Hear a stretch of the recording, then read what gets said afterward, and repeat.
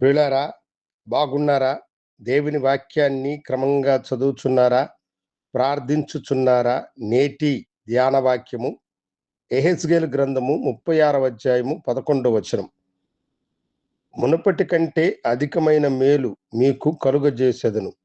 అప్పుడు నేను యెహోవానయ్యున్నానని మీరు తెలుసుకొందురు.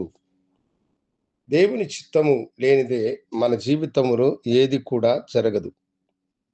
కొన్నిసార్లు మనం అనేకమైనటువంటి ఇబ్బందులలో చిక్కుకోవచ్చు.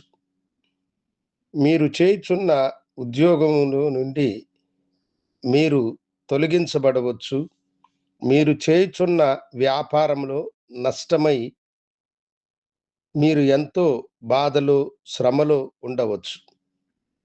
ఏదో ఒక కష్టము కలిగినందువలన మన మనస్సు వేదనతో నిండి నేను దేవునికి ఎంతో యథార్థవంతుడనైన మనుషునిగా జీవించాను.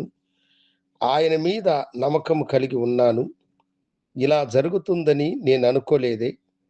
నాకు రాబడిగా ఉన్న ప్రతి మార్గము కూడా మూయబడ్డది. ఇప్పుడు నేనేమి చెయ్యాలి అన్న వేదనతో మనము ఉంటూ ఉంటాం. ఆ వేదన అవిశ్వాసము వైపు అడుగులు వేయునట్లుగా చేస్తుంది. అయితే ఇక్కడ దేవుని వాగ్దానము, ప్రభువే మనతో చెప్పుచున్న మాటను మనము గమనించినప్పుడు, మునుపటి కంటే అధికమైన మేలు మీకు కలుగజేసెదను అని ప్రభువైన దేవుడు మనకు వాగ్దానము చేయుచున్నాడు. అప్పుడు నేను దేవుడునని మీరు తెలుసుకుంటారు. కనుక పోయిన వాటి కంటే కూడా అధికమైన మేలును దేవుడు నీకు అనుగ్రహించడానికే, నీ ఆలోచన విధానాన్ని దేవుడు ఆశీర్వదించడానికే ఆయన చూస్తూ ఉన్నాడు.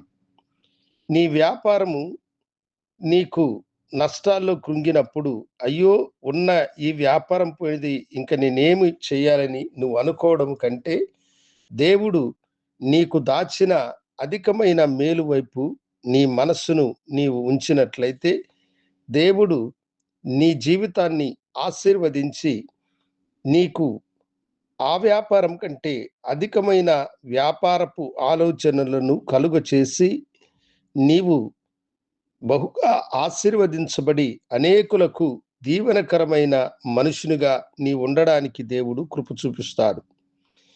నీవు పోగొట్టుకున్న ఉద్యోగం కంటే మంచి ఉద్యోగాన్ని దేవుడు నీకు అనుగ్రహించి ఆశీర్వదించేటువంటి వాడు. నాకు తెలిసిన ఒక తమ్ముడు ఉండేవాడు.